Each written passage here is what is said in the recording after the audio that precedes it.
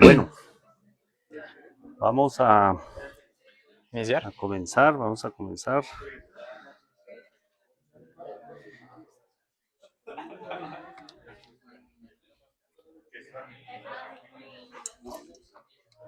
Bueno, pues muy buenas tardes a todos. Muchísimas gracias por asistir al coloquio de licenciatura en física.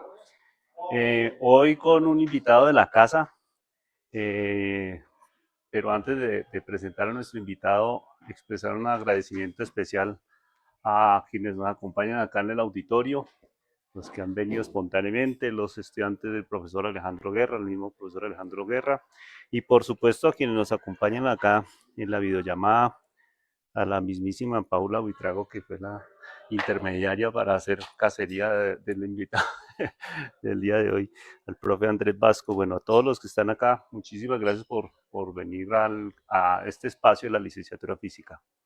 Hoy tengo el honor de presentar un egresado de la casa. Eh, Vamos a poder escuchar a Juan David Fonseca Jamaica, es el segundo Jamaica. apellido. Él es licenciado en física, como ya dije, de acá de la Universidad Distrital. Tiene una especialización en física relativista Correcto. y tiene un máster y un doctorado, ya a punto de titularse. Este máster y doctorado son Física de en partículas. física de partículas, altas energías, partículas, y Ujú. justamente pues viene a compartirnos hoy, entre otras cosas, eh, parte de un estudio que hizo en el marco de su doctorado. Entonces, pues, sin más preámbulo, por favor, recibamos con un aplauso a nuestro invitado. Muchas gracias, Son muy Juan bacán, ¿sí? David. Donde quieras ubicarte, Listo. mira, para pasar las diapositivas. Juan, esta. Avanza así. Y el apuntador, ¿sí? Ah, pero ya te lo pongo para... Ahí debería funcionar. Y el apuntador con el rojito. Sí, pero creo que la pantalla se come A ver. sí, se come la pantalla No, pero algunas son en fondo blanco, entonces creo que ahí es posible. De todas maneras, creo Ahí que la probamos. pantalla se come Listo. Igual ahí me el puedo láser. acercar a la pantalla. Sí, sí, sí. Listo, buenas tardes para todos. Pues como menciona el profe, en primer lugar agradecerles por haber participado. Para mí es un honor, pues el profe lo menciona, pero para mí es un honor regresar nuevamente a la universidad. Ahorita que iba subiendo casualmente, pues obviamente vienen muchos recuerdos felices, por supuesto, porque pues acá en este lugar fue donde pude desempeñarme o pude ejercer lo que pues realmente quería, que era estudiar física, ¿vale? El tiempo pasa demasiado rápido, pues realmente en esos momentos no me imaginé que pues iba a pasar tantos años y que iba a regresar a la universidad como tal a dictar un coloquio cuando pues hace poco, relativamente, estaba viniendo era a asistir a las clases, inclusive tuve la oportunidad de tener clase con el profesor César y pues obviamente son esas clases maravillosas las que aportaron en gran medida lo que hoy en día estoy desarrollando, ¿vale? Eh, bueno, realmente como el profesor mencionaba, voy a hablarles un poco acerca de algunas cosas que mencioné o que trabajé en mi proyecto de maestría y que posteriormente se dieron para continuarlas trabajando en el doctorado, ¿ok? Tuve la oportunidad de realizar esos estudios en la Universidad Federal de ABC, o sea, que ubicada en San Pablo, Brasil, y pues digamos que el tema me quedó gustando bastante, ¿sí? Ya más adelante les voy a comentar por qué, para las personas que ahorita, digamos, ahorita se están empapando de una visión muy general de la física. Entiendo que algunos son de semestres más cortos, otros un poquito más avanzados, pero pues digamos que es cuando ya pienso yo, desde mi perspectiva, que cuando uno ya finaliza carrera, cuando uno dice, ya como que le haya, digamos, un panorama general a la física. Mientras tanto, uno como que ve una cosita aparte, otra cosita aparte, que tiene que ver la mecánica de Newton con el electromagnetismo, por ejemplo. Y pues ya es cuando uno, digamos, está un poquito más avanzado, uno dice, ahora sí, ya sé por qué tiene que ver esto con esto, ¿sí? Entonces realmente esto viene siendo un tema de mi maestría y que pues también al final de la presentación les voy a comentar qué sigue, qué va más allá de, y pues realmente son cosas que en estos momentos estoy desarrollando en mi doctorado.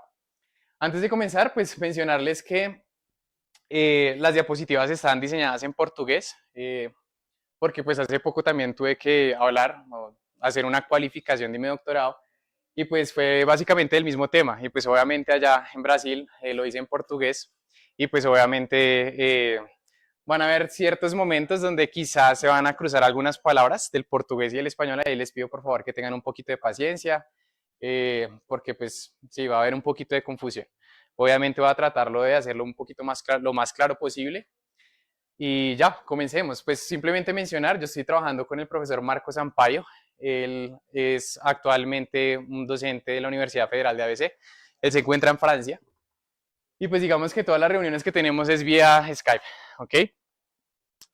Buenas, gracias. Listo.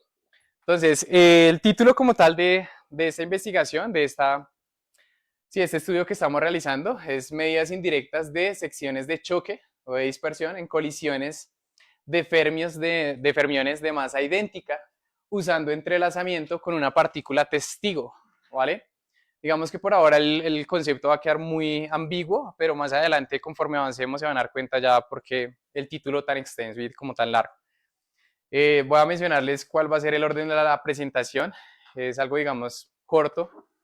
En primer lugar, pues obviamente vamos a hacer una introducción y una justificación del proyecto, por qué se hace necesario investigar en esta parte y por qué, pues, de dónde vienen todas las bases teóricas. Obviamente es un rasgo muy general, porque pues no me puedo quedar acá hablando de, digamos, de la parte fundamental, sino digamos como que el objetivo es mostrarles a ustedes los resultados, ¿ok? Posteriormente vamos a hablar obviamente del componente teórico que hay detrás de, que viene siendo básicamente la teoría de scattering, ¿listo? Scattering pues simplemente viene siendo la colisión entre partículas, ¿listo?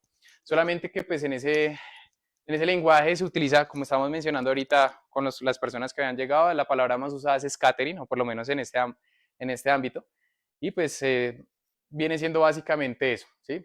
Es decir, la teoría que hay detrás de la colisión de dos partículas, ¿ok?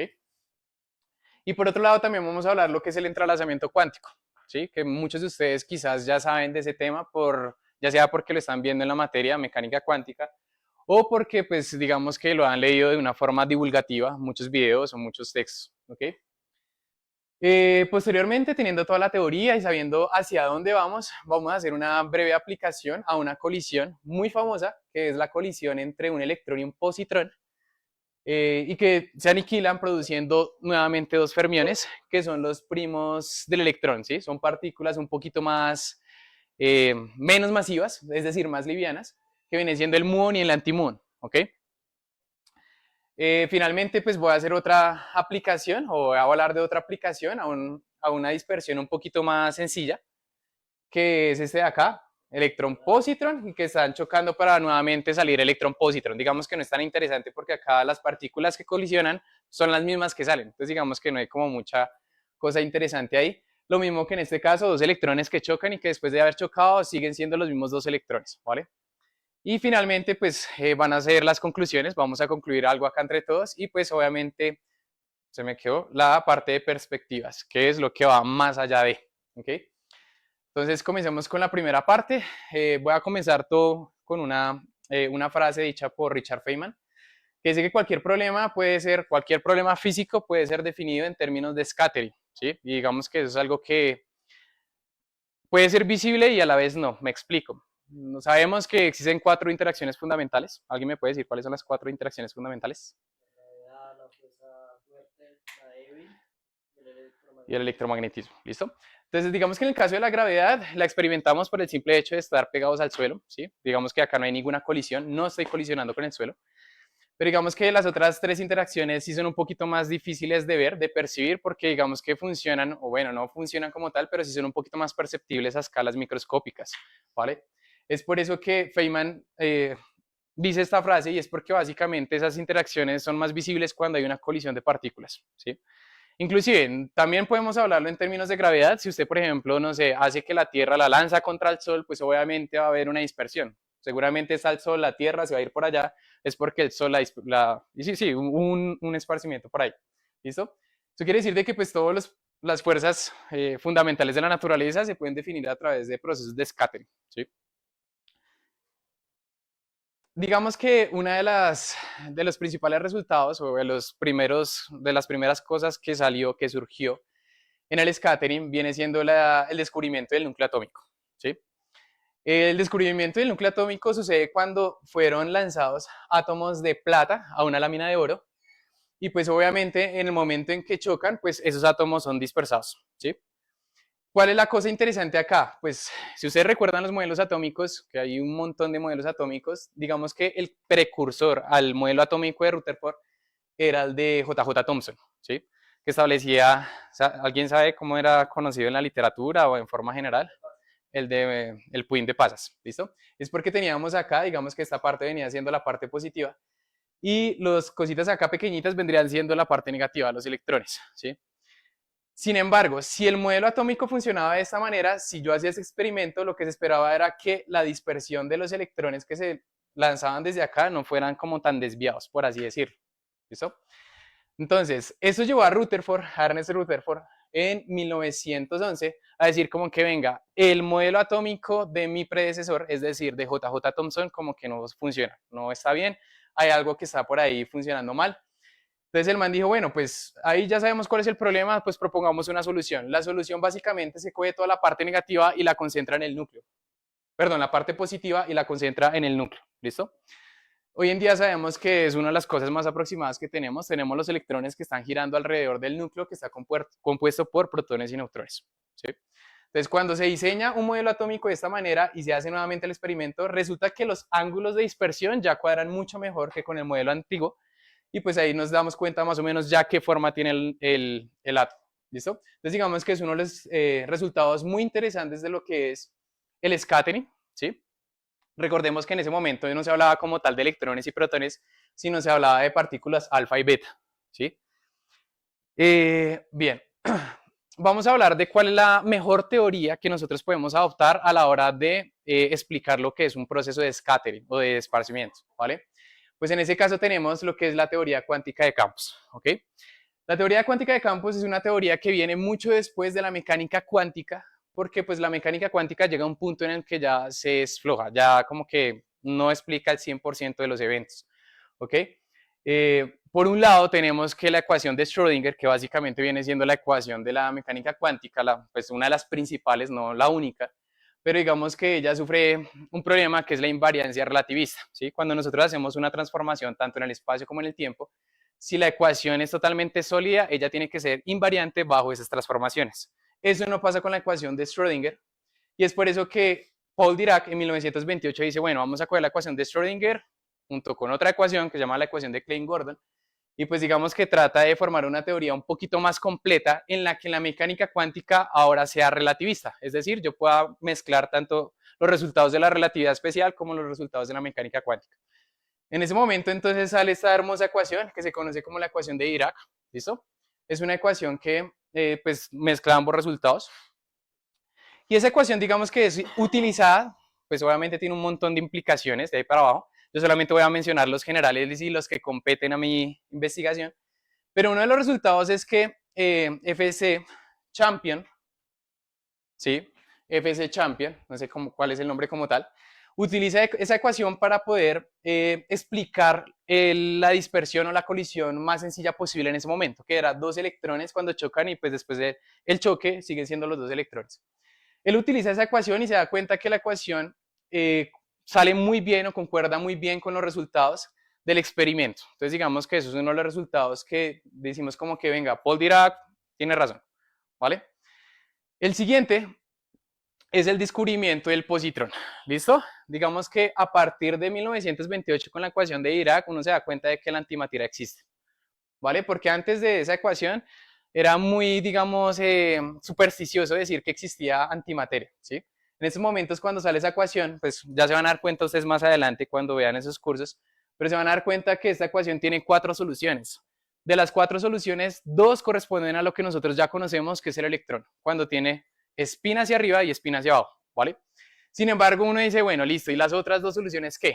Entonces, sugería que existía otra partícula que tenía las mismas características del electrón, solamente que, voy a decirlo ahorita, pero pues obviamente hay un montón de cosas, un montón de interpretaciones que hoy en día no sabemos cuál es la verdadera. Es como si esa partícula que estuviese ahí escondidita viajara o hacia atrás en el tiempo, o la otra interpretación es que viajase con energía negativa. ¿Listo?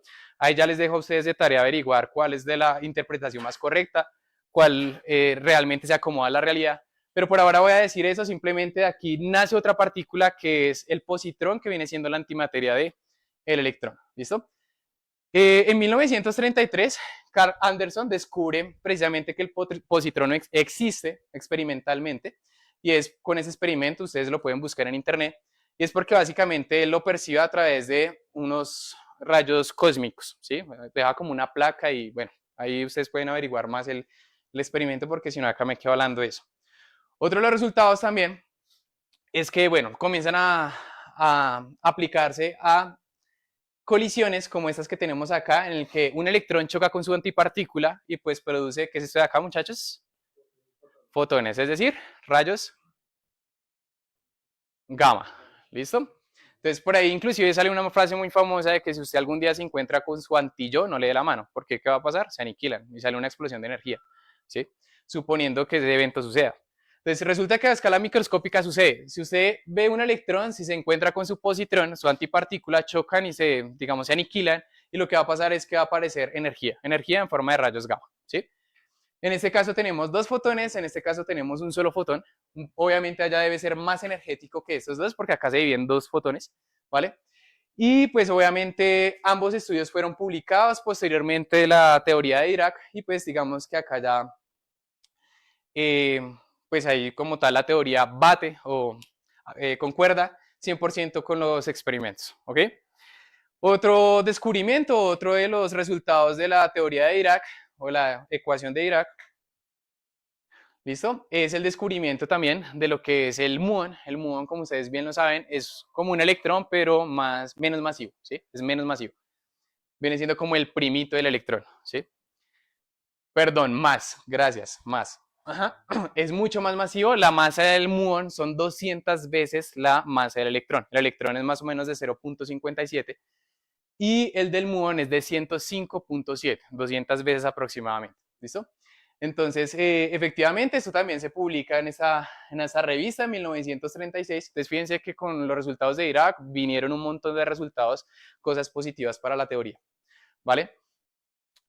Bueno, como ustedes bien lo saben, ¿alguien me podría explicar o me podría decir así de forma general qué está pasando actualmente con el muón? Que hasta el día de hoy, es más, hoy cuando estaba preparando la última parte de la exposición, yo, venga, eso yo lo hablé hace como unos 2 meses, quién sabe si en esos 2 meses ya hayan descubierto algo. Me metí en internet y efectivamente sigue aconteciendo. ¿Alguien sabe qué está pasando con el muón? No. Listo, chicos. Resulta que todas las partículas tienen un momento que se llama el momento dipolar magnético. ¿Listo? Tienen que ver con propiedades intrínsecas de la partícula. En el caso del muón, resulta que el modelo predicho por la teoría, la ecuación de Dirac y el modelo estándar, resulta que no está concordando con el experimento, ¿vale? Y acá yo coloqué esta gráfica porque esta gráfica es muy famosa. Si ustedes se meten en la literatura o buscan discrepancia del momento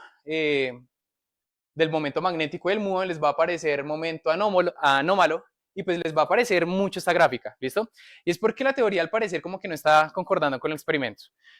¿Eso qué tiene que ver? Pues posiblemente que la partícula se está desviando del modelo estándar o que el modelo estándar está mal. ¿Listo? Y pues si el modelo estándar está mal, significa que pues nosotros los físicos teóricos todavía tenemos mucho trabajo, porque significa que todavía no hemos encontrado una teoría completa de la física. Chimba por ese lado, ¿vale? Si no es así, puede ser por el lado del experimento. El experimento es el que está fallando y la teoría está una chimba, entonces ahí tocaría mirar si los que están haciendo el experimento lo hacen bien o lo están haciendo mal. ¿Listo? Igual se los dejo de tarea para que lo investiguen, eso también no hace parte de la investigación. Y bueno, entonces digamos que toda esa teoría de Dirac y un montón de cosas que vinieron después, otras teorías cuánticas de campos, permitieron que nosotros formáramos lo que se conoce como el modelo estándar, que básicamente vienen siendo las partículas o los constituyentes fundamentales de la materia, donde tenemos 6 quarks, ¿vale? Estos de acá se les conoce como el sabor, son los grados de libertad de sabor. Y estos de acá vienen siendo los leptones. Leptones significa livianos, ¿ok? Que ahí es donde encontramos el electrón, el muón y el tau, ¿listo? Y los neutrinos, por supuesto, ¿vale? Y digamos que esos resultados no fueron, a mi perspectiva, no fueron tan interesantes como los que encontramos de este lado de acá, porque de este lado de acá encontramos partículas que son las que llevan las interacciones fundamentales. Véalo de la siguiente manera, la gravedad, pues uno piensa la gravedad, el Sol, la Tierra, pues en medio no hay nada, pero aún así la jala. ¿Qué hay en medio de ellos dos? Nada.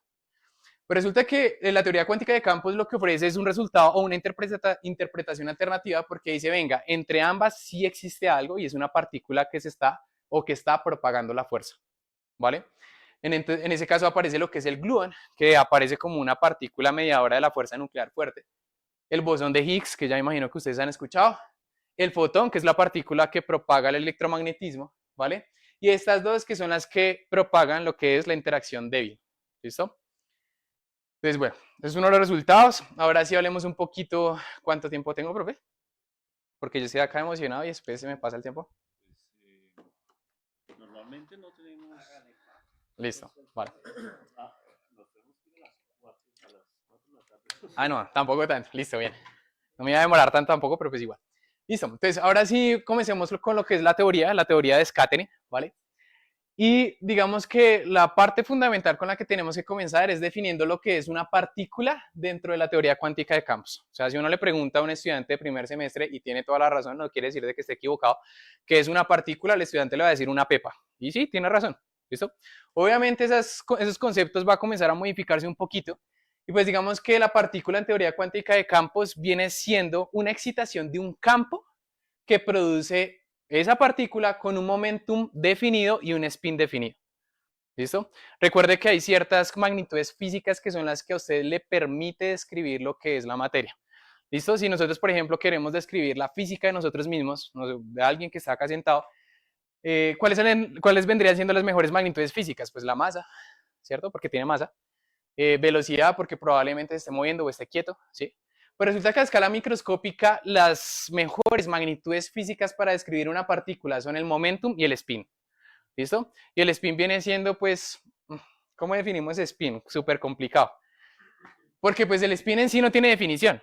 ¿Sí? Y el resultado y el significado que usted puede encontrar en la literatura y en internet se va a dar cuenta que es errado. ¿Sí? Pero pues por ahora lo podemos decir, viene siendo como la capacidad de una partícula de rotar sobre sí misma. Pero eso está mal. ¿Sí? Entonces digamos que esas son las mejores magnitudes para representar una partícula y eso viene siendo una partícula, viene siendo simplemente una excitación producida por un campo que tiene momentum definido y spin definido, ¿vale? ¿Qué acontece o qué pasa en el momento en que dos partículas colisionan? Es decir, dos de estos de acá colisionan, dos estados de esos, ¿vale? Para las personas que ya están viendo mecánica cuántica, esto de acá es un ket, es decir, una entidad matemática que existe en el espacio de Hilbert, ¿listo? Un espacio por allá abstracto, ¿ok? Y pues en el caso, digamos, de que nosotros tengamos una colisión de dos partículas, pues vendría siendo la colisión entre dos kets, es decir, entre dos entidades matemáticas abstractas que pues, existen por allá en el espacio de Hilbert, ¿listo? Entonces, esta parte que aparece acá viene siendo el estado inicial, por eso aparece in, es decir, las partículas antes de chocar tienen un estado definido inicial y después de haber chocado, pues obviamente salen con un ket o una función de salida, que por eso se coloca out, ¿listo?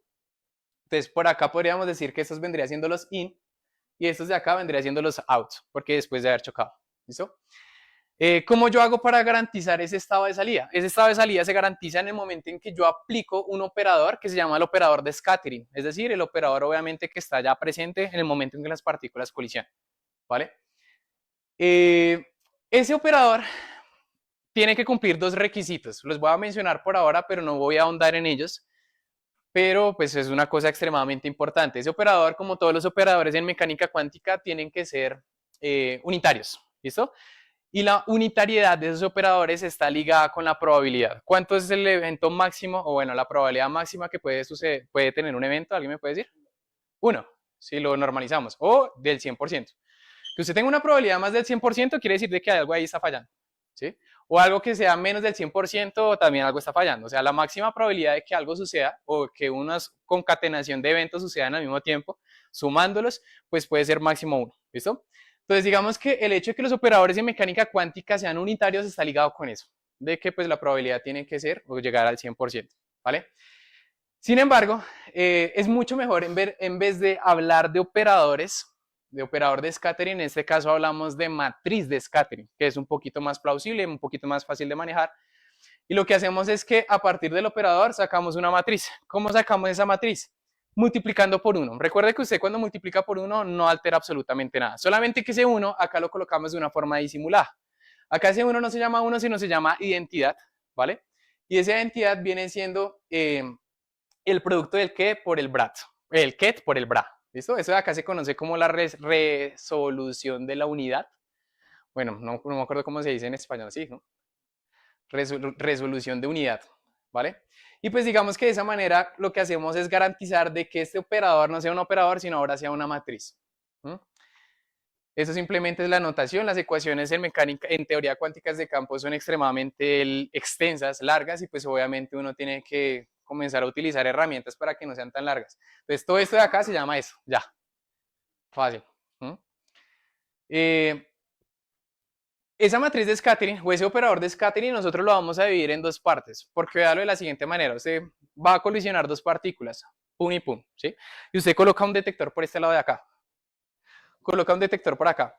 Pues resulta que cuando ellas colisionan, pues tienen mucha probabilidad de que cuando el detector de allá capte una partícula fue probablemente la que colisionó. Pero también existe la probabilidad de que la partícula no haya colisionado, sino que siguió derecho. ¿Listo? Porque estamos hablando de experimentos que usted no puede controlar. Son experimentos muy macroscópicos. Usted a duras penas puede, pues sí, tiene uno colisionador y etcétera, pero pues no, usted no tiene la capacidad de controlar un átomo. Entonces, si usted manda una partícula, hay probabilidad de que esa partícula siga derecho, no impacte, y pues lo que está captando acá el detector es la partícula cuando no colisionó con nada, ¿vale? Entonces, ¿eso qué tiene que ver con el operador de scattering? Porque el operador de scattering se divide en dos partes. Viene siendo la suma de la parte de acá, que se llama la parte trivial, y la parte no trivial. La parte trivial está precisamente relacionada con el hecho de que la partícula no fue dispersada, no colisionó. Mientras que esta parte de acá viene siendo la parte que sí colisionó, ¿ok? Entonces, sabiendo eso, la parte que sí colisionó, que es ese operador de acá, ese se llama el operador de transición o la matriz de transición, aparece acá este término que del lado derecho de la igualdad tenemos una cosa de delta de Dirac y tenemos acá las amplitudes de dispersión, ¿ok? La delta de Dirac, para los que ya están viendo mecánica cuántica o por allá se ve como en electrodinámica, ¿no, profe? Se ve en electrodinámica y en mecánica cuántica. Se van a familiarizar mucho con la delta de Dirac. La delta de Dirac no es una función propiamente, pero por ahora digamos que es una función. Voy a decir muchos errores, ustedes se van a dar cuenta más adelante porque estaba errado. Pero lo que hace la delta de Dirac en este caso es que garantiza de que algo se conserve. Entonces yo les hago la pregunta a ustedes, cuando hay una colisión de partículas, ¿qué se tiene que conservar? La energía y el momento, ¿listo?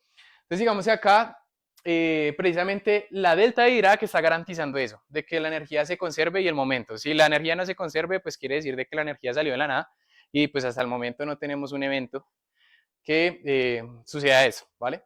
Y ese factorcito que tenemos acá, que es una M, que tiene que ver básicamente con las amplitudes de dispersión. Ese término lo vamos a encontrar de aquí en adelante en toda la investigación, entonces van a ver M's por todo lado.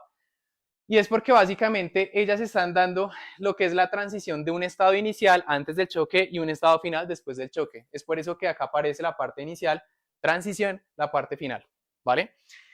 Esas amplitudes que aparecen ahí, que son las amplitudes de dispersión, ellas ¿cómo se calculan? Pues recuerden que una de las cosas que nos dejó, de los resultados que nos dejó Richard Feynman fue precisamente lo de electrodinámica cuántica. Y otra cosa que aparecen acá unos diagramas, eso se conoce como los diagramas de Feynman, ¿listo? Para los que digamos han visto de pronto The Big Bang Theory, que es una serie de físicos, allá aparece mucho diagrama de Feynman, cada rato uno mira y pues allá Sheldon ahí está con el tablero de Sheldon aparece diagramas de Feynman. Y inclusive cuando por allá alquilan un bus, que creo que era el bus de Richard Feynman, aparecen los diagramas de Feynman. Y es porque eso fue una de las cosas que nos dejó Feynman. Esos diagramas permiten calcular esas amplitudes de dispersión de una manera mucho más sencilla, ¿listo? Siguiendo ciertas reglas. Entonces, ¿qué está pasando acá? Esto también es totalmente análogo a lo que sucede en mecánica cuántica. En mecánica cuántica también existe dispersión. No quiere decir de que porque es mecánica cuántica ya no podemos estudiar las colisiones de partículas. También sucede. Solamente que obviamente la teoría cuántica de campos es mucho más completa que la mecánica cuántica. Entonces, ¿qué tenemos acá? Pues acá tenemos simplemente una teoría de perturbación, ¿sí? Y la teoría de perturbación pues tiene órdenes de magnitud, ¿listo? Entonces, cuando uno conserva el primer orden de magnitud, uno se queda con este diagrama de acá. Si usted quiere ir un poquito más allá, usted sigue con el siguiente orden, valga la redundancia, Y el siguiente orden viene siendo este de acá. Esto viene de acá, se llama un loop, que son simplemente procesos virtuales que suceden allá. Haga de cuenta que la partícula que colisionó por acá, cuando están chocando, algo pasó por allá interno. ¿Listo? Y pues coloqué esos puntos suspensivos porque pues obviamente tenemos otros procesos que pues obviamente acá no van a ser tenidos en cuenta porque pues son procesos que ustedes llevan siguiente órdenes de magnitud. ¿Listo? En mi investigación yo me quedé con este, ¿vale? Sin embargo, en la parte de perspectivas, al final de la charla, voy a mencionarles algo respecto al loop, a los loops, ¿ok? Bien, entonces, cuando nosotros ya tenemos eso en mente y sabemos que la amplitud de dispersión, las M's, calculadas mediante los diagramas de Feynman, pues obviamente nos permiten construir ya el estado general. Es decir, si nosotros tenemos acá el detector va a captar dos estados. O el estado inicial, que la partícula siguió derecha, o el estado de transición, que fue cuando chocó. ¿Listo? Y pues obviamente tiene que ser la suma de las dos porque pues eso sucede mucho en mecánica cuántica. Allá se van a dar cuenta que allá siempre se superponen los estados. Es por eso que toca sumarlos, ¿vale? Esta partecita de acá, de los diagramas de Feynman, también me permiten a mí calcular lo que es la probabilidad con la que yo voy a encontrar allá en el detector el scattering, ¿sí? Entonces digamos que la parte más fundamental de lo que es el proceso de scattering viene siendo las amplitudes de dispersión porque ellas son las que me dan la probabilidad. Es decir, la teoría se va acá, muchachos, en M's. Las M son las que a mí básicamente me van a decir, venga, acá usted tiene que detectar tal cosa. ¿Listo? Bien, ahora sí, hablemos de la parte de, digamos, donde como que, bueno, esa es teoría, vamos a mirar a ver si hay algo que se puede hacer. Entonces, ¿qué pasa si esa sección de choque, es decir, mi detector por acá, tiene ciertos límites? ¿Cuáles límites? Pues, por ejemplo, procesos de tecnología, ¿sí? O sea, de que no se tienen los equipos necesarios para poder detectarlo allá. Otro también de que tenemos los detectores, pero no hay precisión. No tenemos la suficiente precisión allá, ¿vale? Y pues acá yo coloqué como ejemplo la discrepancia del momento magnético. Como yo les mencionaba ahorita, pues hay una discrepancia con el momento magnético del muón y no sabemos si el problema está en la teoría o está en el experimento. Y si está en el experimento, pues digamos que ahí ya nos encontramos con una limitación de lo que es precisamente los detectores, ¿sí? Entonces, ahí viene la respuesta. Es decir, lo que intentamos hacer con los profes que estamos trabajando actualmente. ¿Será que hay posibilidad de que yo pueda tener información allá en ese detector sin necesariamente mirar las partículas que colisionan, sino con una partícula que yo me quedé acá, que no participó de la colisión, sino simplemente se quedó por esta lado de acá? Entonces ahí precisamente viene la pregunta, ¿podríamos tener esa información indirecta de la colisión por medio de otra partícula que no participa? Esa partícula de aquí en adelante la vamos a llamar testigo, ¿vale? Que en portugués traduce testemunha, ¿ok? Básicamente esa viene siendo la investigación, ya de aquí en adelante van a escuchar como tal ya ahora sí la investigación de qué lo hicimos. Y para construir eso o para poder encontrar la respuesta a esa pregunta, nosotros tenemos tres condiciones, porque no es que, ay, sí, tan chévere, metamos otra partícula y ya, qué chimba, no. Las condiciones son de que esa partícula tiene que estar relacionada con las otras dos partículas, tiene que tener una relación porque pues de lo contrario, entonces si yo tengo una partícula acá, esta podría tener información de una colisión que hubo por allá en Suiza, qué sé yo, ¿vale? Y pues no, obviamente no todo en el universo está tan conectado, ¿vale? Pero sí tiene que haber una conexión y esa conexión tiene que ser a través de los estados de los Kets, es decir, de los estados en el espacio de Hilbert. La otra condición es que esa relación no puede depender del tiempo. ¿Alguien me puede decir, por favor, de qué consta o en qué consiste el experimento de la paradoja de PR? ¿Alguien la ha escuchado? Del entrelazamiento cuántico. Ahí de forma divulgativa. Que si yo tengo dos partículas entrelazadas y hago una medición sobre esta, ¿qué pasa con esta? La va a afectar. ¿Y cuánto se demora esa afectación? ¿Cuánto se demora? Es instantánea. ¿Listo? Es decir, de que el tiempo ahí no transcurre. ¿Ok? Entonces digamos que acá viene siendo la segunda condición y es que el tiempo no puede afectar acá el proceso. Y la tercera condición es que el estado de la partícula de acá no tiene que ser afectado por lo que está ocurriendo allá, porque si bien es cierto, sí tiene una relación con las partículas que están colisionando, pero ella no va a colisionar. Quiere decir de que ella también tiene que estar en cierta manera separada.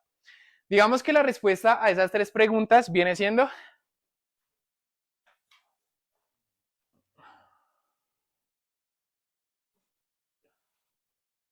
el entrelazamiento cuántico. El entrelazamiento cuántico de spin, no de momento, porque el entrelazamiento cuántico de momento también existen, pero en este caso nos quedamos con el spin porque el spin es mucho más sencillo de trabajar. ¿Listo? Recuerden ustedes, o para los que no han escuchado, el spin tiene dos posibilidades. En el caso de que sea un fermión, tiene la posibilidad de que esté arriba o esté abajo. Chimba, trabajar con 2 grados de libertad. Mientras que en el caso del momento, ¿usted cómo hace para definir arriba o abajo? No, puede arriba, abajo, a la derecha, a la izquierda, así, así, así, así. Entonces digamos que en el caso del spin es mucho más sencillo. Por eso trabajamos con entrelazamiento cuántico de spin. Este de acá responde a esas 3 preguntas. Y la última de acá es construida. Nosotros la construimos. ¿Cómo la construimos? Simplemente metiendo con la mano, literal, un operador que solamente incluya a la partícula testigo, pero que no haga parte del proceso de scattering. Entonces acá tenemos realmente una multiplicación entre 2 operadores. Uno que afecta a estas 2 partículas y el otro que afecta, porque no lo hace, pero que tienen que ver directamente con la partícula testigo. ¿Ok? Listo. Entonces, si yo tengo, recuerde que cada fermión puede tener 2 posibilidades, arriba y abajo. Tengo 3 partículas. ¿Cuántas posibilidades tengo? 2 a la ¿qué? 2 a la 3, es decir, 8 posibilidades. Acá están 1, 2, 3, 4, 5, 6, 7 y 8. ¿Listo? Acá tengo todas las combinaciones de spin posible, ¿vale? Si yo escojo el valor de C1 y C8 igual a 1 sobre raíz de 2 y el resto las hago 0, resulta que yo recupero un entrelazamiento muy conocido en la literatura que se conoce como el entrelazamiento GHZ. ¿Listo? Y es un entrelazamiento de 3 partículas. Cuando ustedes escuchen por allá entrelazamiento, el entrelazamiento no solamente entrelaza 2 partículas, también existe entrelazamiento entre 3 partículas. Inclusive creo que existe hasta entrelazamiento entre 4. ¿Listo? Pero por ahora digamos que nos quedamos con ese entrelazamiento de 3 y tenemos otro entrelazamiento de 3 partículas que es el estado de Wegener. ¿Listo? O el estado W. ¿Listo? Estos 2 entrelazamientos son entrelazamientos de 3 partículas. Este es diferente a este, ¿vale? Este no es tan entrelazado, voy a decirlo por ahora. Este es supremamente entrelazado y este hay un entrelazamiento, pero no es tan fuerte como el anterior. ¿Listo? Y por otro lado tenemos otros 2 estados entrelazados. Realmente viene siendo 4. Esos 4 estados entrelazados lo que hacen es que cogen solamente el entrelazamiento entre 2 partículas, porque claro, yo puedo hacer lo siguiente. Cojo la partícula que está acá y yo digo, pero ¿por qué tiene que estar entrelazada con las 2? ¿Será que basta con que solamente esté entrelazada con una? Y la otra, pues que sí, por allá lejos, no importa. Pero desde que esa esté entrelazada con una, pues también voy a montar la teoría a ver si funciona.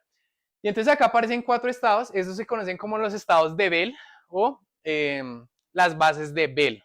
¿Listo? Se van a acordar por allá los que están viendo mecánica cuántica de, ¿cómo era que se llamaba el profe? ¿Cómo era que se llamaba él? Sí, Bell. John Bell, ¿listo? Y pues digamos que en honor a él se montan esos 4 estados en la que la partícula testigo está entrelazada solamente con una, ya no con las 2, sino con una. Y vamos a mirar a ver qué sucede, ¿ok? Acá aparecen esos 4 estados.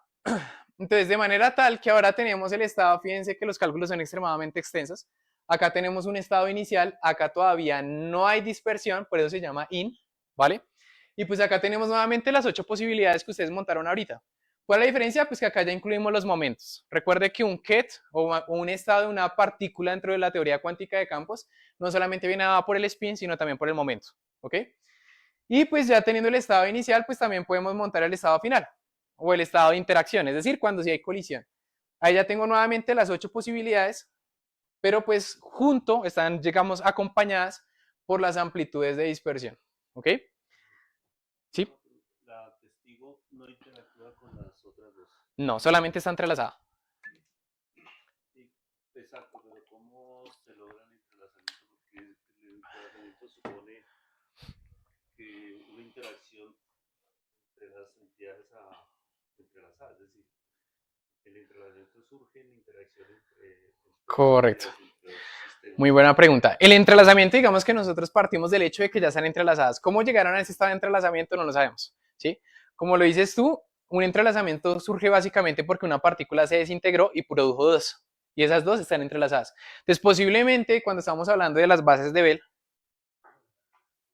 de esas cuatro bases de Bell, significa que esta y una de las dos, antes de llegar ahí, fue porque ya se había desintegrado una partícula más general y las produjo a ellas dos y quedaron entrelazadas. Y pues esta de acá posteriormente colisionó con la otra, ¿sí? O sea, digamos que cómo se entrelazaron, por ahora digamos que no es el tema principal del trabajo, pero pues obviamente es una pregunta muy válida porque también tiene que ver. Pero sí, digamos que la otra que está por allá sí no tuvo nada que ver. Esa digamos que la trajimos después de que ya se había producido el entrelazamiento. ¿Ok? Listo. Estábamos por acá. Me adelanté. Listo, chicos. Entonces, nuevamente voy a estar continuamente hablando de eso y recurriendo a las personas que ya están viendo mecánica cuántica. Porque pues me siento un poquito más, siento que estoy hablando un poquito más conocido. ¿Sí? El entrelazamiento cuántico, si usted se lo piden definir en algún momento de su vida, porque créame que usted como docente en física y como persona que se está formando en física o en licenciatura física, alguna vez en su vida le van a preguntar qué es el entrelazamiento cuántico. ¿Listo? Y un entrelazamiento cuántico de una forma sencilla de definir simplemente es que usted no puede separar las dos partículas, ¿vale? No se pueden separar. Y no se pueden separar porque simplemente no se pueden factorizar. Es decir, existe algo matemático allá, ¿sí? Entonces, por ejemplo, si usted tiene a al cuadrado más ab, pues usted puede factorizar el a, ¿sí? Saca factor común y puede separar en dos. Tiene el producto entre dos cosas. Pues algo sucede parecido en el entrelazamiento cuántico. Si usted puede factorizar algo, resulta que no están entrelazadas. Si usted no puede factorizar ese algo, quiere decir de que están entrelazadas. ¿Listo? Entonces, ¿qué pasa con el entrelazamiento? Pues el entrelazamiento no puedo aislar una de las partículas. ¿Por qué? Porque ella está relacionada con las otras y no la puedo separar. Por eso se llaman entrelazadas, porque no es fácil de separar. ¿Listo? Entonces, resulta que este problema llevó mucho tiempo después a los físicos a pensar como que venga, y si no la puedo aislar, entonces yo cómo hago para estudiarla a ella sin afectar las otras. Listo. Desde la parte del entrelazamiento cuántico no es posible, pero hay una herramienta que sí nos lo permite hacer, que se conoce como la matriz densidad. ¿Listo? Que ustedes la van a ver posteriormente en mecánica cuántica. Y la matriz densidad lo que permite hacer es como que venga, sí puedo aislarla, pero para eso voy a tener que sacrificar algo. ¿Listo? Y ese algo que usted va a sacrificar para quedarse solamente con una partícula es información. ¿Vale? Si han escuchado, por ejemplo, lo que es la paradoja de Hawking y todo eso, de que es una paradoja en la que la información, van a escuchar esa información, la palabra información la van a escuchar mucho en física cuántica, ¿vale? Y es porque la información viene siendo como algo que usted conoce y no conoce. Ahí más adelante se van a dar cuenta. Pues resulta que usted a través de la matriz de densidad sí puede aislar la partícula, pero para eso tienen que invertir información, tienen que perder información. ¿Listo? Pero digamos que es lo único que tenemos nosotros, entonces pues como es lo único, pues tenemos que trabajar con eso, no hay más, ¿vale? Entonces, ¿cómo se construye la matriz de densidad? Pues simplemente viene siendo la multiplicación del estado final por el bra final, ¿listo? Por el espacio de Hilbert contrapuesto. Como toda matriz de densidad y como todo espacio en mecánica cuántica tiene que ser normalizable, ¿listo? Recuerde que usted para poder normalizar un estado en mecánica cuántica tiene que normalizarlo para garantizar de que la probabilidad, venga, no se le vaya a ir más de 1 porque la cagó, ¿sí? Ni tampoco se le puede ir menos de 1 porque algo está mal. La probabilidad tiene que dar siempre 1, ¿sí? Porque tiene que ocurrir el fenómeno, ¿vale? Entonces digamos que eso de acá, esas n's que ustedes vieron acá, son las normalizaciones. Y las normalizaciones porque usted tiene que garantizar de que la probabilidad le vaya a dar 1, no la vayan a barrar de que le dé más, ¿ok? Y en este caso hablamos de 3 normalizaciones. Tenemos una de la parte inicial, una parte cruzada y una parte de interacción. La parte inicial es chimbita, todo funciona bien, se hace el cálculo. Ya más adelante les voy a dar cuánto dio esto como resultado. La parte de interacción es un poquito más compleja, obviamente salen cálculos más complejos, ¿sí? Pero pues usted lo monta ya en el programita, todo le sale a la maravilla. La parte, digamos, un poquito compleja es la parte cruzada, es decir, que mezcla tanto la parte inicial como la parte de interacción, las mezcla las dos. Pues resulta que cuando usted hace el cálculo, esto de acá le aparece y le da un valor de 0. Y eso fue lo que nosotros hicimos en la investigación. Tomamos esto de acá como 0 y nos quedamos con estas dos. ¿Por qué da 0? Pues no porque lo vayamos ahí tan chévere, metamos un 0, sino porque dio 0, sencillamente dio 0. Más adelante, como unos 3 meses después, más o menos, resulta que un indiano por allá publicó un paper en el que criticaba eso. Dice, venga, ustedes la cagaron porque esto no da 0. Y efectivamente no da 0, ¿vale? Sin embargo, no quiere decir de que nosotros nos hayamos equivocado porque nosotros solamente consideramos una cosa que les voy a comentar ahorita más adelante, ¿listo? Entonces digamos que por ahora tenemos esas 3 normalizaciones Y para calcular esas normalizaciones utilizamos una herramienta muy utilizada en mecánica cuántica y en teoría cuántica de campos, que es el trazo parcial. El trazo parcial lo que me hace es que me aísla las partículas. Recuerde que la idea es que usted investigue una de las partículas. En este caso, quiero investigar la partícula testigo. No me importa las dos que colisionaron. Quiero investigar esa de acá. Y para aislarla, tengo que utilizar esa herramienta matemática que se conoce como el trazo parcial. El trazo parcial lo que hace es que comienza a simplificar los grados de libertad. Lo simplifica hasta que yo me quedo ya sin grados de libertad y allá puedo estudiar esta partícula, ¿vale? Entonces digamos que ese trazo parcial es una herramienta muy poderosa. Si están viendo la delta de Dirac, los de mecánica cuántica, o no la han visto. ¿Ya la están viendo? Para hacerles una pregunta. Acá tenemos una delta de Dirac y dentro de la delta de Dirac tenemos P' menos P. Vamos a suponer que P' sea igual a P. Quiere decir de acá, esto de acá me daría 0. ¿Estamos de acuerdo? Entonces tendríamos delta de Dirac 0. ¿Y eso cuánto daría? ¿Cuánto valdría? Daría infinito. ¿Listo? Pero resulta que en teoría cuántica de campos uno no toma ese infinito porque pues realmente significa entonces que hay una probabilidad más del 100%, sino del 1000%, del infinito por ciento. Sino lo que uno hace es que normaliza eso, ¿vale? ¿Y qué significa eso? Entonces va a aparecer este valor de acá, ¿verdad? Acá daría 0, acá también me daría 0, tendríamos una delta de Dirac en 0, es decir, infinito, pero no lo tomamos como infinito, sino simplemente la interpretación que se le da a eso, la interpretación física, es que venga, la colisión ocurrió. Palabras más, palabras menos eso. La colisión ocurrió en algún lugar del espacio y el tiempo. ¿Listo? Y eso es lo que se conoce como la V, que tiene que ver con el espacio, y la T, pues el tiempo. Que ocurrió en el espacio y que ocurrió en el tiempo. ¿Ok?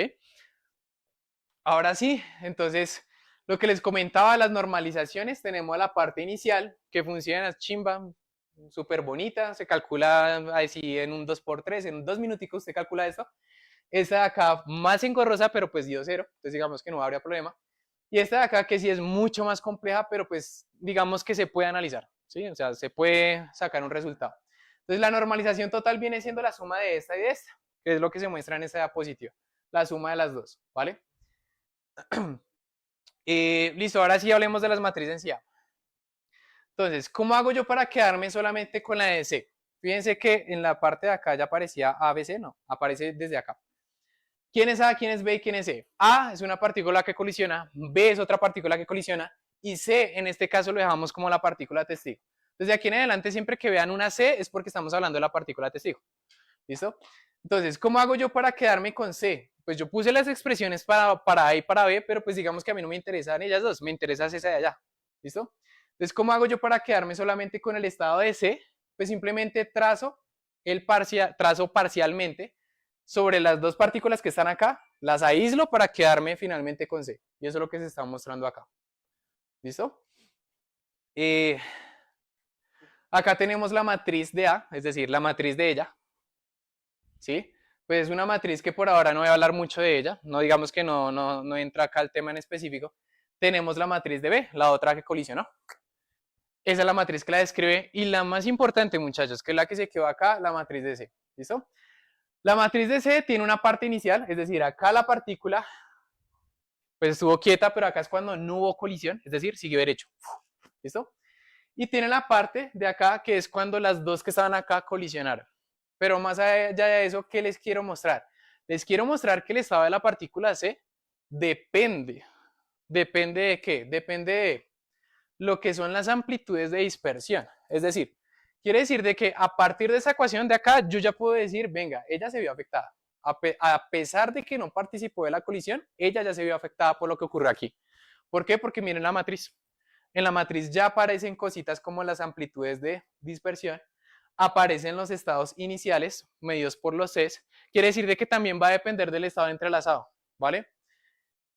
Es decir, si no existe entrelazamiento, lo que se espera es que la matriz de C sea igual a como estaba antes, es decir, no se vio afectada por la colisión, ¿vale? Vamos a mirar qué sucede. Ahora sí hablemos de la aplicación. ¿Hasta que hay alguna pregunta o es un poquito tedioso todo el cálculo teórico, pero pues obviamente toca abordarlo para poder seguir adelante? ¿Qué criterio usas para medir el grado de enfriamiento? Los entrelazamientos iniciales, es decir, los que se vieron por allá, atrásito. a la entropía de von Neumann. Sí, esa la vamos a ver ahorita más tardecito, ¿listo? Sí, resulta que como el profe lo menciona, hay una magnitud que me permite a mí cuantificar el entrelazamiento, ¿sí? Como yo les mencioné al principio, teníamos dos estados entrelazados de tres partículas. ¿Cómo hago yo para distinguirlos? Pues porque existe una cantidad en física que se conoce como la entropía de von Neumann. Si han escuchado de von Neumann, que fue el que por allá contemporáneo a Einstein, ¿sí? Más o menos. Y pues el man, sí fue contemporáneo a Einstein, ¿no? A Einstein. Von Neumann crea una magnitud en física que me permite cuantificar el entrelazamiento. Entonces, esa cantidad me dice qué tan entrelazado está este estado o qué tan entrelazado está el otro, ¿sí? Bien. Entonces, ahora sí veamos lo que es la dispersión, la aplicación a esta colisión. Tenemos un electrón y un positrón que están colisionando y que cuando colisionan producen dos nuevas partículas, que es el muón y el antimuón, ¿vale? Por acá salió el muón y por acá salió el antimuón. Por acá tenemos a C. Fíjense que C no participó, pero acá yo coloqué dos lineecitas, una de color rojo, y la línea de color rojo me está diciendo de que venga, hay un entrelazamiento entre las tres. Y coloqué una de color azul. ¿Alguien tiene una pregunta?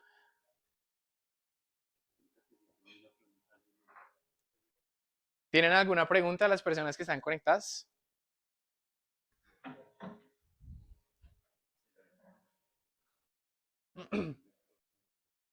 No.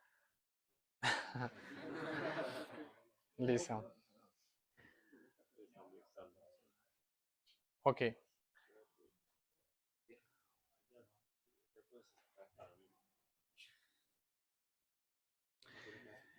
Entonces coloqué una línea de color azul, perdón, una línea de color rojo y la línea de color rojo me está diciendo que las tres están entrelazadas. Fíjense que la línea de color rojo pasa por las tres, quiere decir de que hay un entrelazamiento de las tres. Y también al mismo diagrama coloqué una línea de color azul, que implica que solamente dos están entrelazadas, pero la otra no tiene nada que ver, ¿vale? La idea es que podamos estudiar todos los entrelazamientos a ver qué sucede.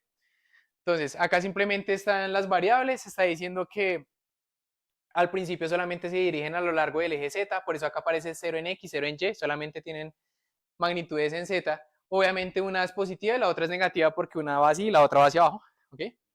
Y pues acá en el momento en que se dispersan, pues las nuevas partículas que son el muón y antimuón, pues ya tienen variables en todas las direcciones, porque ya se mueven en todas las direcciones. El caso más general, ¿vale? Este es el diagrama de Feynman, el que describe básicamente cómo puedo calcular las amplitudes, ¿vale? Y ahora sí miremos los resultados. Ya ahora sí digamos que si estaba dormido ya se puede despertar porque pues ya se acabó la cháchara y ya puede, digamos, prestar atención a los resultados. Contemplemos el primer entrelazamiento cuántico, donde las tres partículas estaban entrelazadas, es decir, las tres, y que el entrelazamiento era máximo. Chicos, lo que pasó fue lo siguiente. La partícula A, la matriz de densidad antes de la colisión era esta, después es esta. ¿Quiere decir de que se modificó? Quiere decir que ni siquiera A sabe lo que pasó en la colisión. Vamos a ver B, tampoco sabe, y lo importante es C. Es decir, ninguna de las tres después de la colisión sabe lo que pasó. No puedo sacar información, extraer información, porque las matrices no fueron modificadas. ¿Listo? Es decir, de que si yo quiero hacer una colisión de este tipo, el peor estado que yo puedo escoger es este de acá, porque no modifica las matrices. Yo quiero que se modifiquen, porque solamente a través de la modificación de las matrices puedo extraer información. Y acá, pues, ¿qué información voy a extraer si quedaron iguales? ¿Listo? Máximamente entrelazados, sí.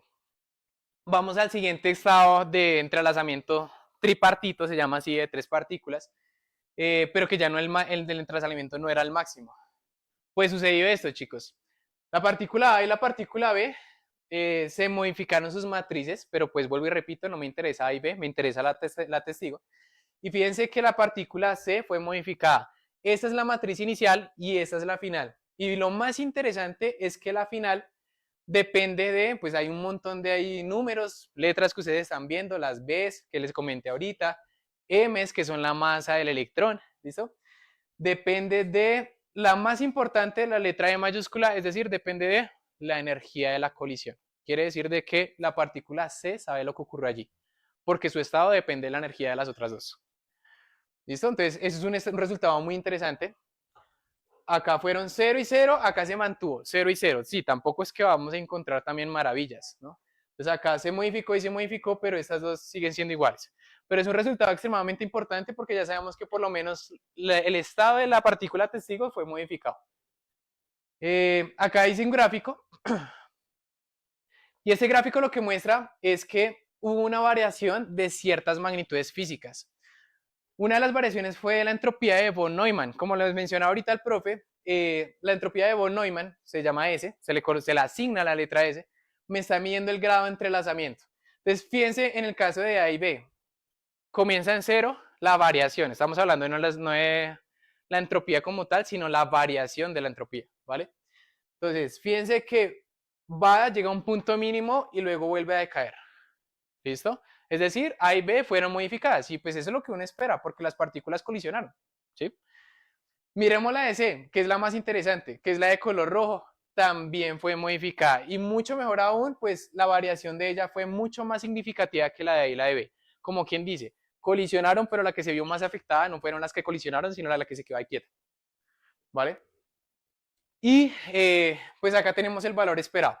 El valor esperado, nuevamente para los que están viendo mecánica cuántica, el valor esperado viene siendo la medida que yo le hago a la partícula. Si yo la espero tener en X o en Y y hago una medición, ¿vale? Pues chicos, acá esa de color negrito viene siendo la sección de choque, es decir, lo que yo mido en el detector. Y pues digamos que, si ustedes se fijan, todas las tres tienen el mismo pico.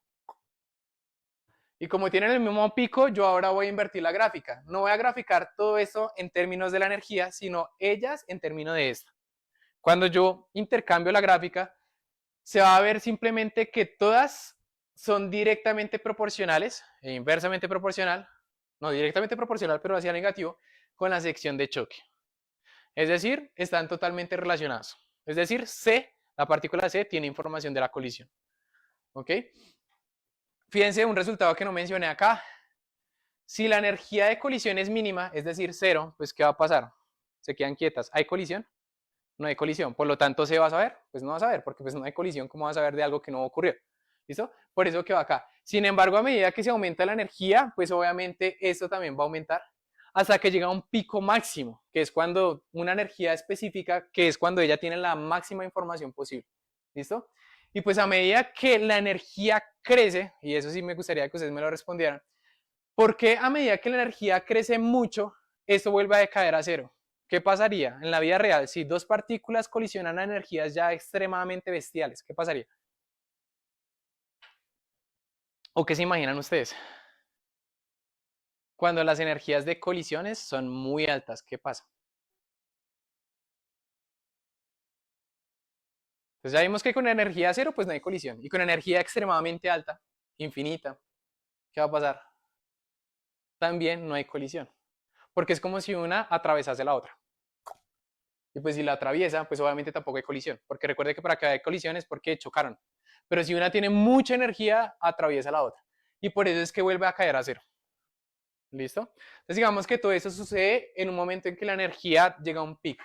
Ese tipo de gráficas tienen un nombre, que alguien me puede decir, ¿cómo se llama ese tipo de gráficas? El profe sí, porque me acuerdo que inclusive lo vimos con usted en física moderna. Se llama plan, las plan. Esa tiene que ver con la radiación del cuerpo negro, ahí aparece una gráfica que va así, si te acuerdas, se llaman las planckianas, ¿listo?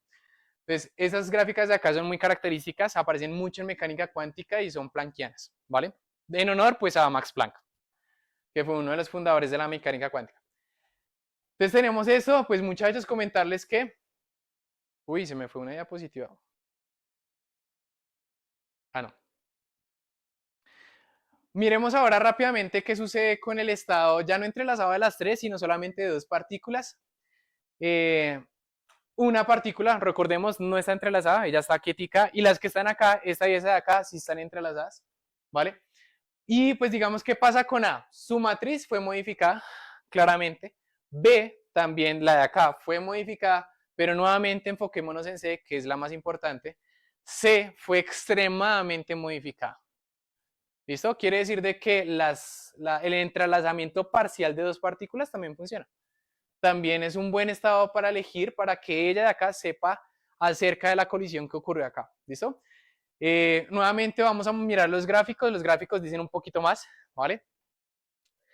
Acá tenemos la partícula A. La partícula A está graficada en términos de dos cosas. La energía de colisión, es decir, fíjense que el valor de acá es cero. Entonces, a medida que la energía es extremadamente alta, fíjense que se recupera el color morado, es decir, que la colisión existe. Porque es como si una partícula atravesase la otra, ¿vale? Para energías muy pequeñas, extremadamente mínimas, nuevamente parte del cero. Quiere decir de que corresponde con la otra gráfica que vimos ahorita. Y pues para energías, digamos, específicas hay un pico máximo. Porque acá esta gráfica está graficada en 3D, porque las otras fueron en 2D. Esta gráfica fueron graficadas en 3D porque acá se añade un nuevo parámetro y es el parámetro de superposición. Pues resulta que tampoco fue así de fácil, muchachos. Cuando la partícula que se quedó acá y no está entrelazada con la de allá, ella tenía que satisfacer también una condición y era que estuvieran en una superposición. ¿Han escuchado del gato de Schrödinger? ¿Sí?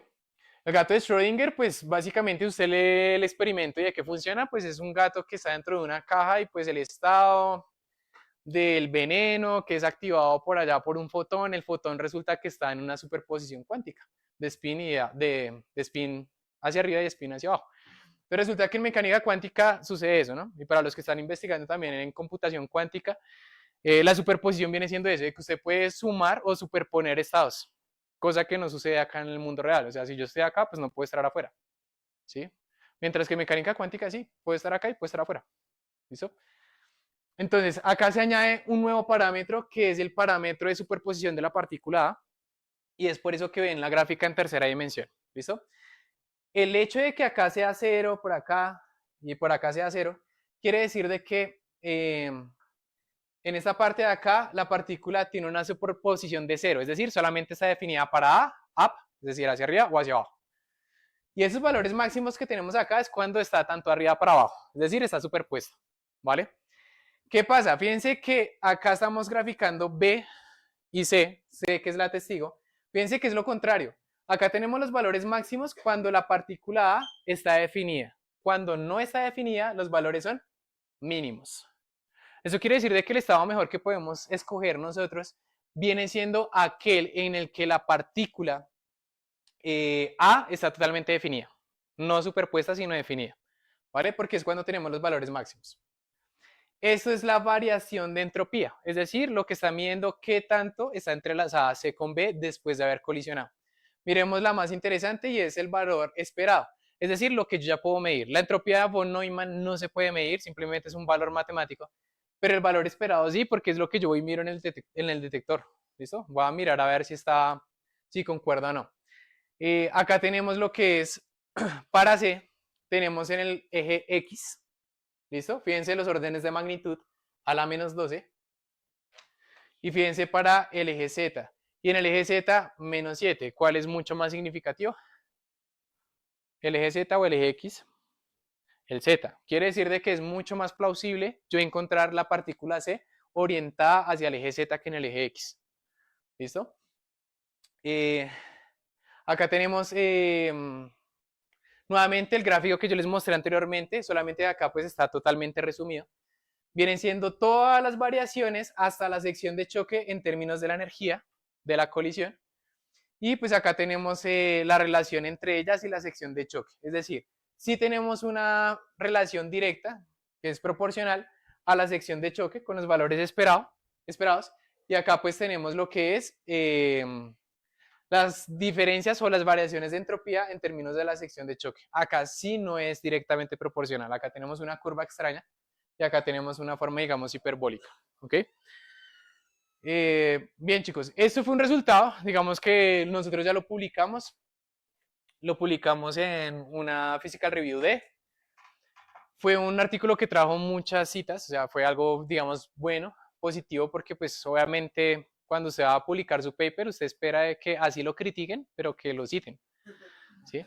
Entonces, pues es constante, yo cada rato me meto allá y pues veo que lo citan hartos y pues algunos para basarse en lo que hacemos, otros para refutarlo.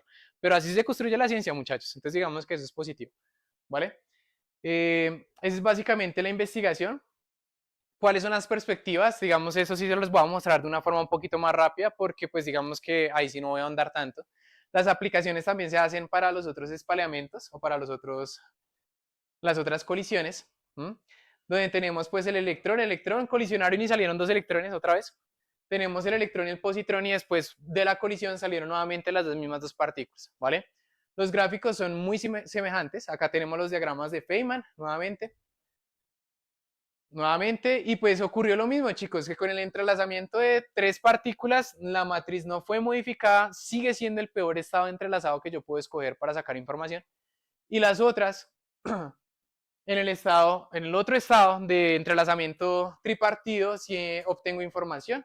Eso es lo que se muestra en los gráficos.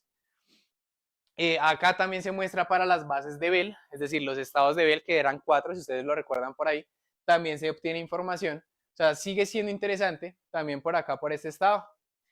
Y bueno, estos gráficos voy a estar en eso básicamente. Y ahora sí la parte de conclusiones. La parte de conclusiones viene siendo pues básicamente esto de acá, lo que ya les he comentado a lo largo de la exposición, y es que el estado entrelazado GHZ viene siendo el peor estado porque no se obtiene absolutamente nada. El mejor estado viene siendo el estado W porque se obtiene mucha información y las bases de Bell. Si ustedes comparan los gráficos, es más, los comparamos acá rápidamente, les puedo mostrar. Miren lo que pasa en el caso de las bases de Bell. 10 a la menos 7, 10 a la menos 7. El otro quedó descartado porque 10 a la menos 12, ya muy pequeño el valor. 10 a la menos 7. Ahora comparemos con el valor de el estado W, que es el otro estado entrelazado. 10 a la menos 9 y 10 a la menos 10. ¿Cuál sigue siendo más significativo? Las bases de Bell. Quiere decir de que si yo quiero hacer el experimento, lo que más me conviene hacer es entrelazar solamente dos. Y la otra dejarla por ahí quietica. ¿Sí? Y eso es lo que se está mostrando en las conclusiones, de que pues obviamente hay ciertos entrelazamientos mucho más convenientes que los otros. Y también sucede para las bases de Bell y pues obviamente se cumple lo que estábamos hablando ahorita de las gráficas tipo planckianas, de que comienzan en cero porque ajá, no tenemos colisión y que van a cero porque después de cierta energía es como si las partículas se atravesasen, ¿sí? Entonces pues como que no hay colisión tampoco. Eso es lo que se está mostrando acá en ambas conclusiones.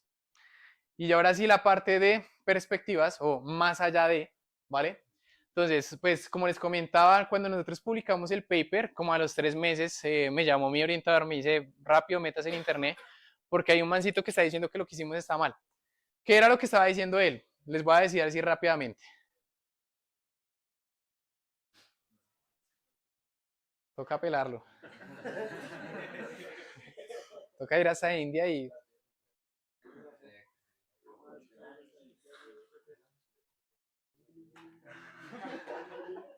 Listo, chicos. Entonces lo que él dice es como que venga, ustedes la embarraron porque esto no va a ser. Esto de acá viene siendo esto mismo de acá, pero negativo. Entonces cuando usted suma esto con esto y esto es el negativo de esto, pues esto de acá se anula con esto. Quiere decir de que la normalización total viene siendo solamente compuesta por este término de acá. ¿Sí? ¿Qué implicaría eso? De que todo lo que nosotros hicimos no funciona cuando nosotros tenemos en cuenta lo que él sí tuvo en cuenta. Es decir, ¿por qué a él no le da cero? Porque recuerdan que yo al principio les comenté que cuando uno hacía la teoría de perturbación por acá, nosotros trabajamos acá, pues resulta que él no, él trabajó acá y acá. Resulta que este término de acá o los loops virtuales, así se llama el loop virtual, esos términos de acá acaban cancelando estos de acá. Y es por eso que esos términos de ahí se terminan yendo, ¿vale? ¿Qué pasa? Pues resulta que de acá vuelven a salir otros nuevos términos. Entonces ahí uno se puede pegar y decir, bueno, si usted quiere llevar o tener en cuenta el siguiente orden, pues nosotros lo tenemos en cuenta y acá van a salir otros términos, de tal manera que vuelva a tener información, así no le guste. Pues el man dice, no, la siguen cagando, porque ustedes tienen que, si vuelven a contemplar ese, tienen que contemplar el siguiente. Y resulta que el siguiente vuelve a cancelarse desde el anterior, pero acá vuelven a aparecer otros. Pero si usted contempla ese, tiene que contemplar el siguiente, y el siguiente cancela al otro. ¿Listo? Entonces quiere decir de que efectivamente el man tiene razón y no la tiene. ¿Por qué la tiene? Porque efectivamente el operador de scattering tiene que ser unitario, y cuando es unitario tiene que considerarse los dos diagramas, ¿vale? Y no la tiene, ¿por qué? Porque pues nosotros nos quedamos acá. Pues es buena investigación porque igual lo hicimos a primeros órdenes de magnitud. Eso funciona a la maravilla. Y además porque, y eso es lo que estamos haciendo ahorita en el proyecto de doctorado, Ya una vez descubrimos que la partícula C tiene información de lo que pasó allá, ya descubrimos que sí. La pregunta que nos hicimos para el doctorado fue como que venga, ¿y cuáles son las fuerzas fundamentales que aparecen? ¿Cuáles son las fuerzas fundamentales que están causando que C tenga información? De las 4 que ustedes mencionaron al principio. ¿Listo? Pues resulta que esa investigación ya está muy desarrollada porque pues ya en marzo tenemos que publicarlo allá en Brasil. Y pues lo que descubrimos, se les voy a contar a manera de chisme, es que las fuerzas las que están causando eso es la fuerza magnética y eléctrica, es decir, la electromagnética, es la que es la mayor responsable de eso.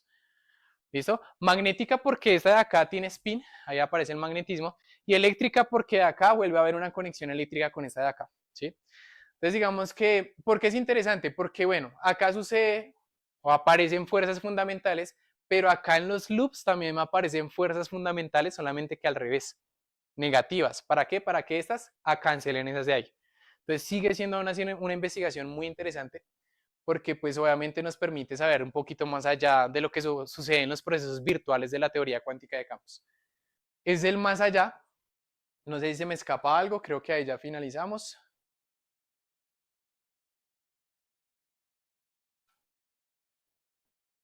Más allá, no, básicamente es eso, pues que acá hay que tener en cuenta la unitariedad del operador ese, él tiene que ser unitario y pues obviamente el mancito tenía razón, pero pues nosotros nos quedamos en un orden de magnitud, también tenemos razón. Entonces digamos que pues ahí todo el mundo queda contento. Y ya, entonces muchas gracias por la atención.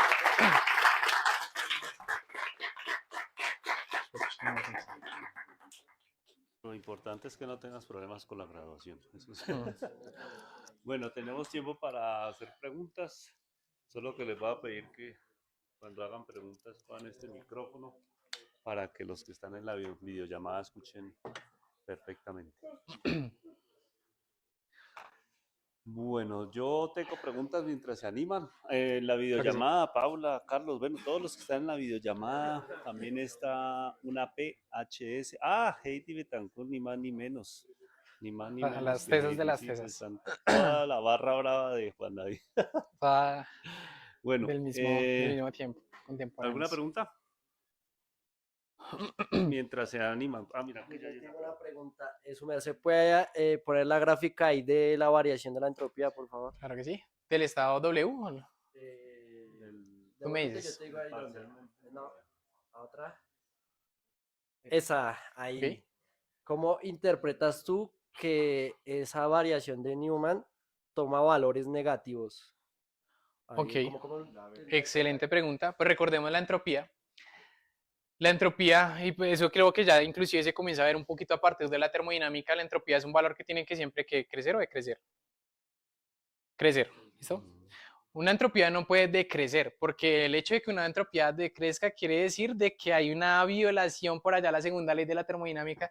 Vea, tenemos muchas leyes en la física, y me atrevo a decirlo, no sé si estoy equivocado, el profe me imagino que tiene su opinión, pero yo creo que la ley, la mamá de las leyes de la física es la segunda ley de la termodinámica, ¿sí? Porque tiene que ver directamente con el flujo en el que ocurren las cosas, causalidad, ¿sí? El tiempo está ahí metido. Entonces, la entropía nunca puede ser negativa, nunca puede variar, ¿listo?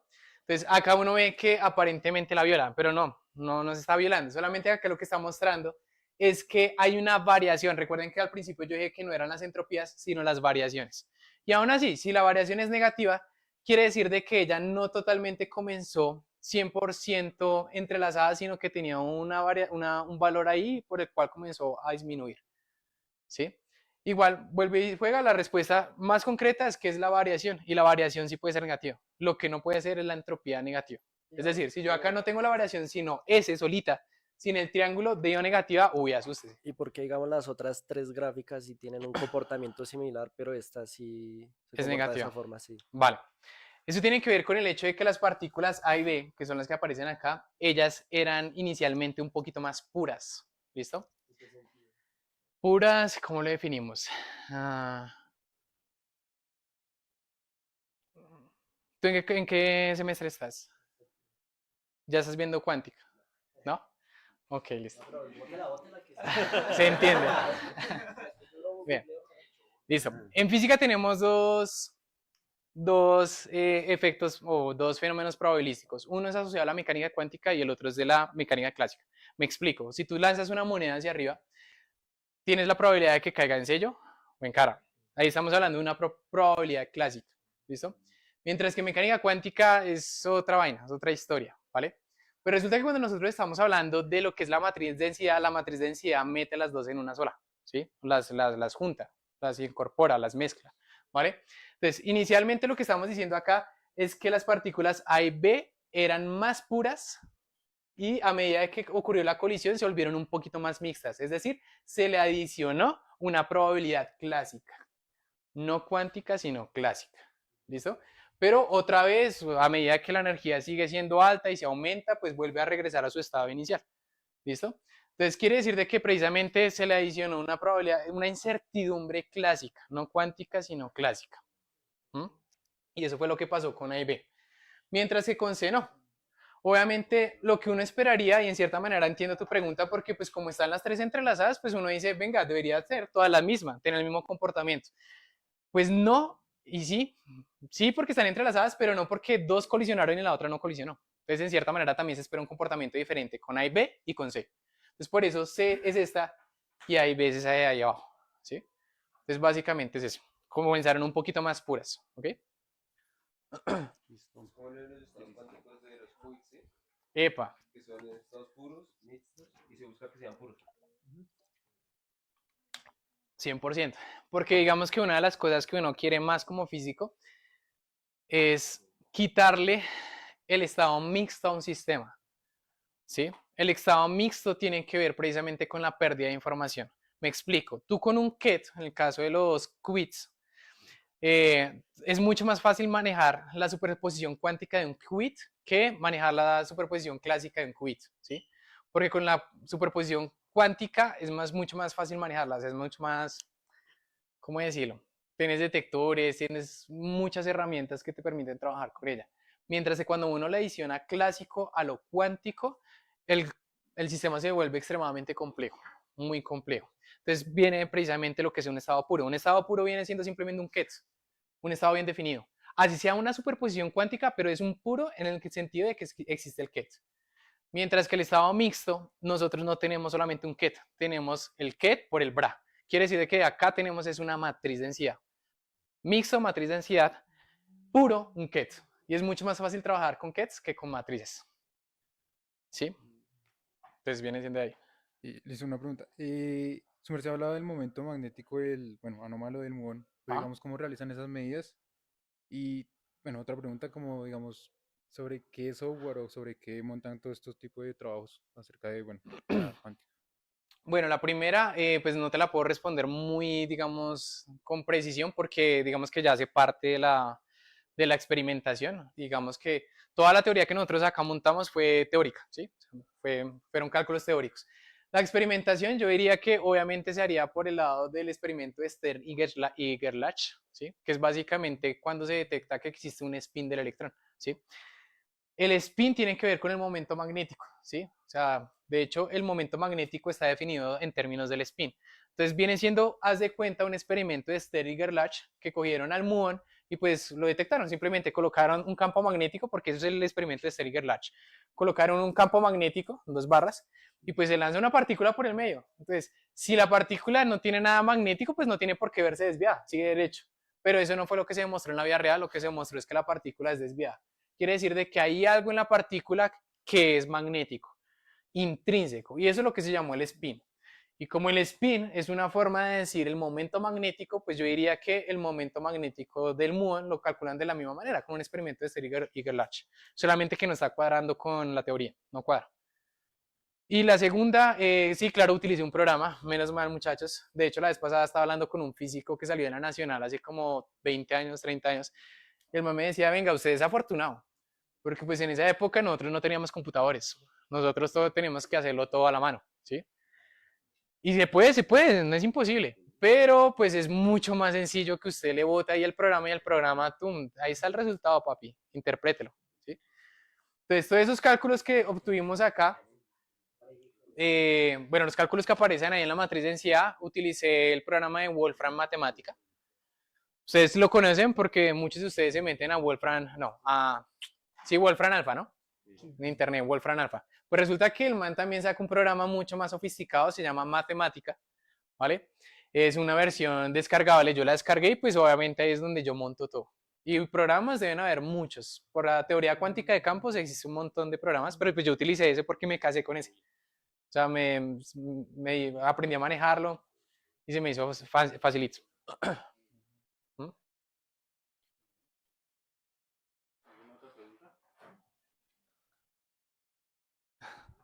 ¿No?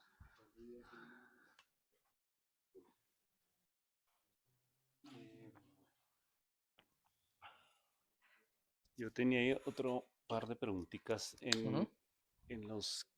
en cuando mostraste los resultados con los de enredamiento parcial, tal vez los penúltimos, Sí, los que gráficos, ¿sí? salió para la tercera partícula, la espía, ¿cómo es que la llamas? La testigo. La testigo, aparecían términos en la matriz de densidad que están por fuera de la diagonal, ¿sí? Epa, sí, señor. Su merced fue, Ah, ya. si no me, no, Ahí. esta acá, ¿sí? Sí. Sí, esa es, sí.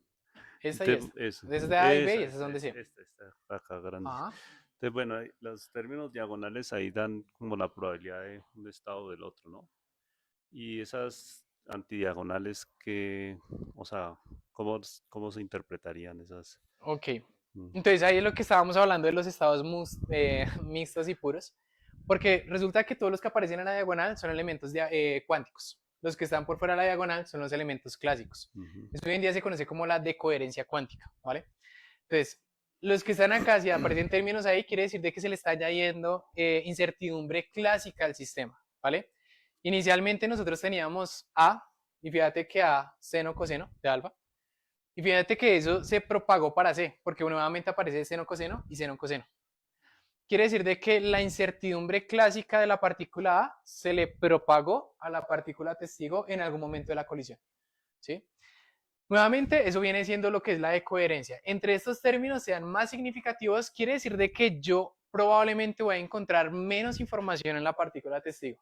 Y entre estos términos sean menos significativos, que sean chiquitos o inclusive cero, mucho mejor, me quedo con las diagonales, quiere decir de que el estado de allá continúa siendo puro, que era lo que estaban mencionando acá. Mm, Y si es puro, es mucho más sencillo extraer información de un estado puro que un estado mixto, ¿sí?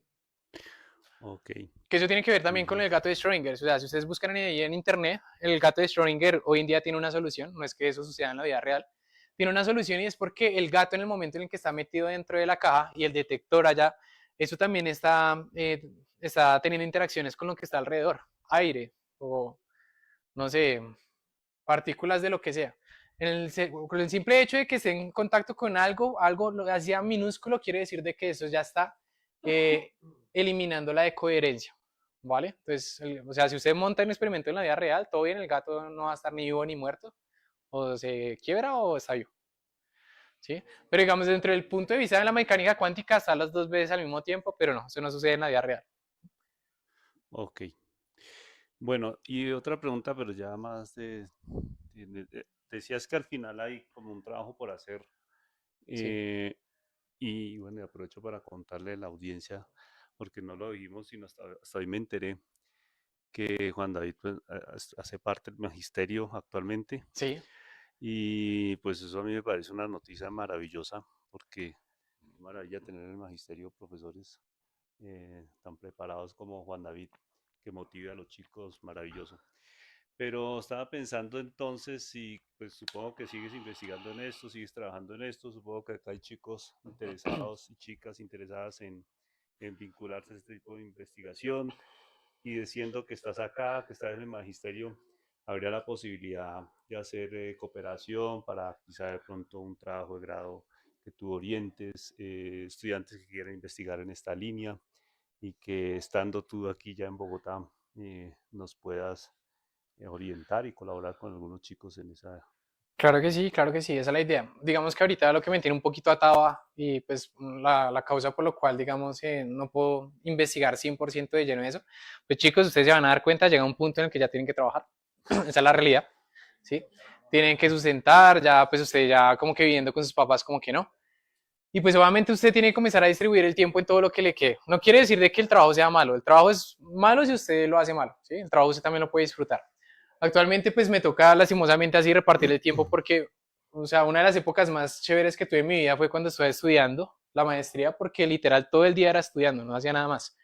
Y era muy bacano porque siento que en esa época fue cuando pues obtuve mucho conocimiento, pero pues ya hoy en día ya pues obviamente ya hay que pensar en trabajo y toca saber de separar el tiempito, ¿sí? Eh, digamos que ahorita lo que me tiene un poquito apretado del tiempo es eso, pues estoy trabajando con el magisterio y pues las otras partes que me quedan del día es a la continuación de mi doctorado, escribiendo la tesis, vamos a publicar otro paper y pues ya me quedan escasas horitas chiquitas ahí para el día que a veces, no sé, las gasto un poquito haciendo ejercicio, no sé, saliendo con las personas.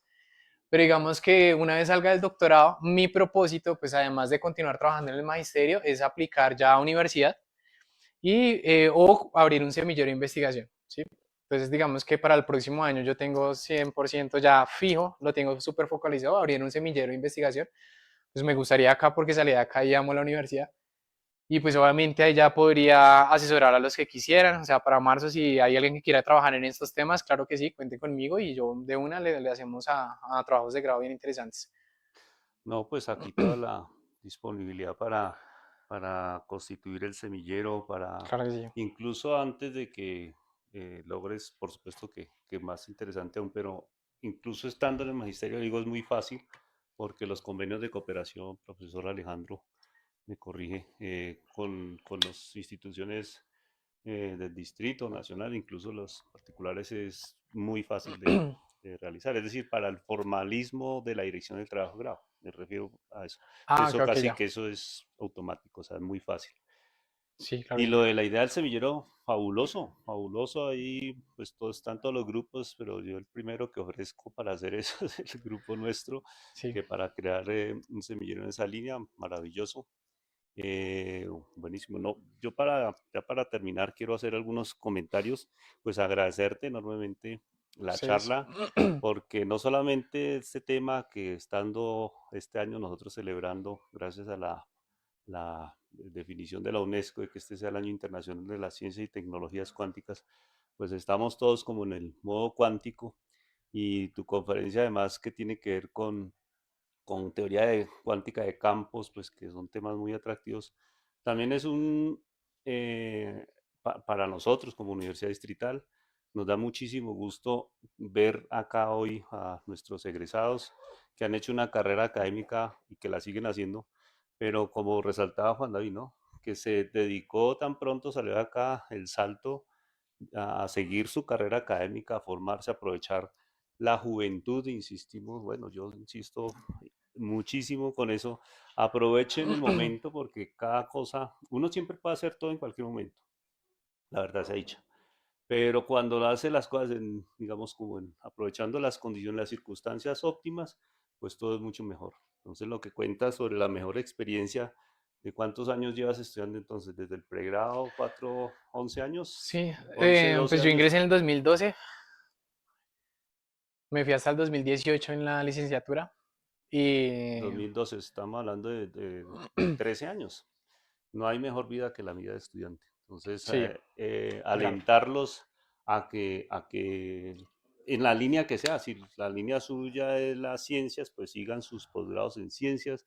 Si la línea suya es la educación, sigan sus posgrados en educación. Hagan experiencia de mundo.